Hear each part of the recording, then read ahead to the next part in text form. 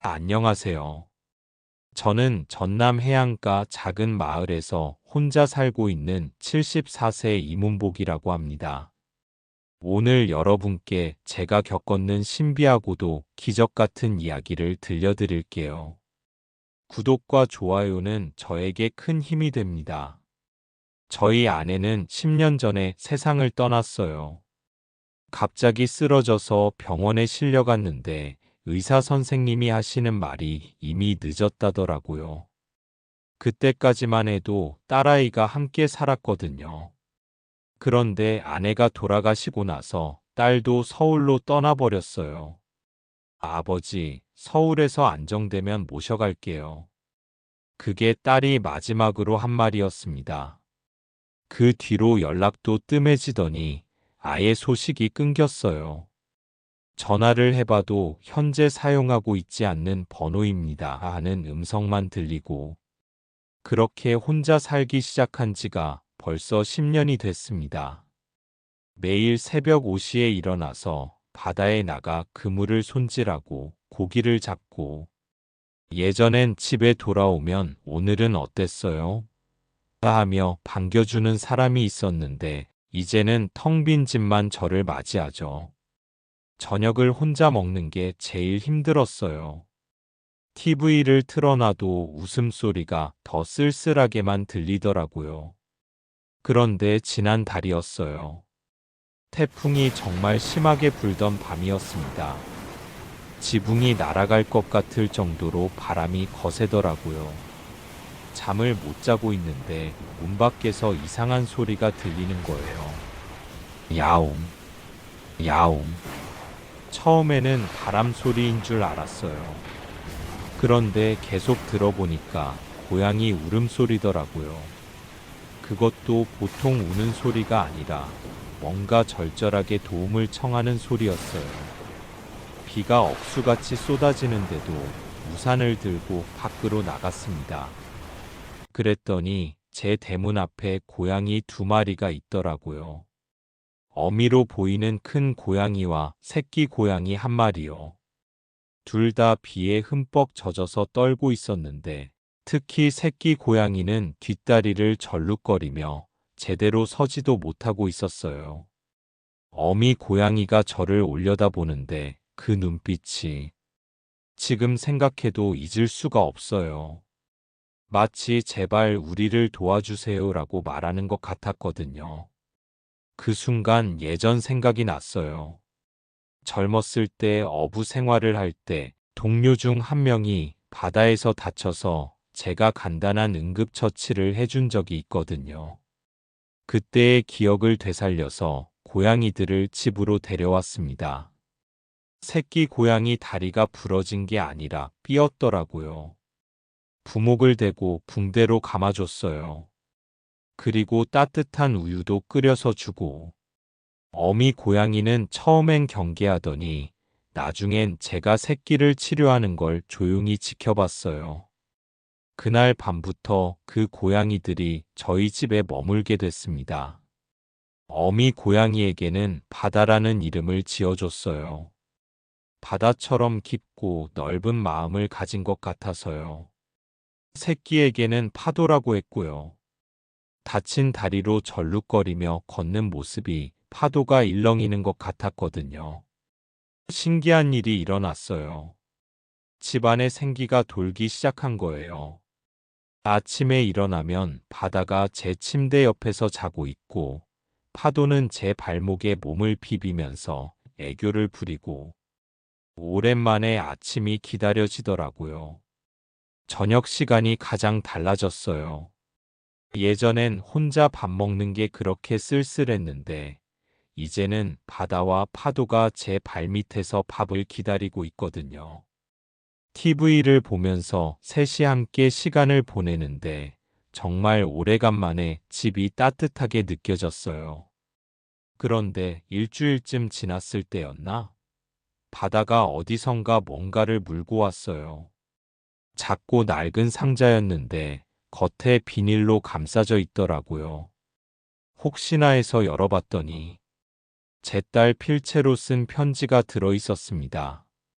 아버지, 이 편지를 읽고 계신다면 제가 기르던 바다와 파도가 아버지를 찾아갔다는 뜻이겠지요. 아버지, 죄송해요. 제가 서울에 와서 새 출발을 한다고 했지만 사실은 병원을 다니고 있었어요. 암이라고 하더라고요. 아버지께 걱정 끼치기 싫어서 말씀드리지 못했습니다. 지금 이 편지를 쓰는 것도 의사 선생님이 시간이 얼마 남지 않았다고 하셔서예요. 아버지를 다시 뵙고 싶었지만 이런 모습을 보여드리기가 너무 죄송해서. 바다와 파도는 제가 2년 전부터 기르던 아이들이에요. 바다는 정말 똑똑해요. 사람 마음을 잘 알아주고 파도는 장난기가 많지만 따뜻한 아이예요. 제가 곁에 없더라도 이 아이들이 아버지를 지켜드릴 거예요. 아버지, 혼자가 아니에요. 이제는 진짜 가족이 생긴 거예요. 편지를 다 읽고 나서 저는 한참을 울었습니다. 바다가 제 무릎에 올라와서 제 뺨을 핥아주더라고요. 마치 괜찮아요, 할아버지 하는 것처럼요. 그제야 알았어요. 이 아이들이 왜 그날 밤 제 집 문 앞에 나타났는지를. 딸이 미리 이 집 주소를 가르쳐 줬을 거예요. 그런데 얼마 전에 정말 큰일이 날 뻔했습니다. 평소처럼 바다에서 그물을 정리하고 있는데 갑자기 어지럽더라고요. 아, 이상하다 싶었는데 그만 정신을 잃고 쓰러져 버렸어요. 나중에 들어보니까 바다가 마을까지 뛰어가서 사람들을 불러왔대요. 계속 울어대면서 사람들 다리에 매달리고 제가 쓰러진 방향으로 끌고 가더라는 거예요. 김 사장님이 고양이가 사람을 부르는 거 처음 봤다면서 따라와 보니까 제가 쓰러져 있었다는 거예요. 119를 불러서 병원으로 실려갔는데 의사 선생님 말씀이 조금만 늦었으면 큰일 날 뻔했다고 하더라고요. 마을 사람들이 이제 바다를 은혜 갚은 고양이라고 부려요. 지나가면서 바다야 고생했다 하면서 간식도 주고 그래요. 그리고 놀라운 일이 또 생겼어요. 병원에 입원해 있는데 간호사 선생님이 오셔서 면회객이 오셨다고 하는 거예요. 누가 저를 찾아오겠어요? 했는데 제 딸의 남편과 손주들이 온 거예요. 딸이 돌아가기 전에 편지를 남겼는데 거기에 제 주소가 적혀 있었다고 하더라고요. 사위가 그러더군요. 아버님, 진작에 찾아뵈야 했는데 죄송합니다. 아내가 아버님께 걱정 끼치기 싫어서 연락하지 말라고 해서. 손주들은 처음엔 낯설어 했지만 제가 바다와 파도 이야기를 해주니까 금세 친해지더라고요. 특히 막내 손녀는 파도를 보자마자 할아버지, 이 고양이가 할아버지를 구한 거예요? 라면서 신기해했어요. 퇴원하고 집에 돌아왔더니 사위가 집을 깨끗이 정리해 놨더라고요. 냉장고에는 반찬도 가득 채워놓고 오랜만에 집이 집다워졌어요. 지금은 주말마다 손주들이 놀러와요. 바다는 아이들과 금세 친해져서 함께 마당에서 뛰어놀고 파도는 다리가 다 나아서 이제 제대로 걸어다녀요. 가끔은 너무 장난이 심해서 혼내기도 하지만 그것마저도 즐거워요. 딸을 그리워하는 마음은 여전해요. 하지만 이제는 슬픔보다는 고마움이 더 커요. 딸이 마지막까지 아버지를 걱정해서 이런 선물을 남겨줬구나 싶어서요. 바다는 여전히 제 침대 옆에서 자요. 가끔 새벽에 일어나면 제가 숨 쉬는지 확인하듯 코를 킁킁거리더라고요. 파도는 제가 TV 보고 있으면 무릎에 올라와서 골골거려요. 혼자라고 생각했는데 혼자가 아니었어요. 가족이라는 게 꼭 사람만이 아닐 수도 있구나 싶어요. 요즘은 아침에 일어나는 게 기다려져요.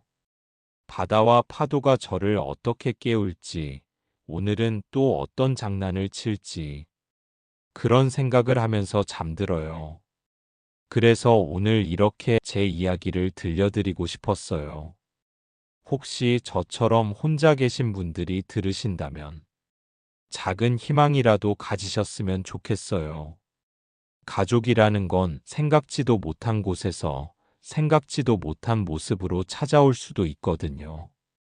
지금 바다가 제 무릎에서 자고 있고 파도는 라디오 소리를 신기하게 쳐다보고 있어요. 이 아이들과 함께라면 앞으로 어떤 일이 있어도 괜찮을 것 같아요. 긴 이야기 들어주셔서 고맙습니다.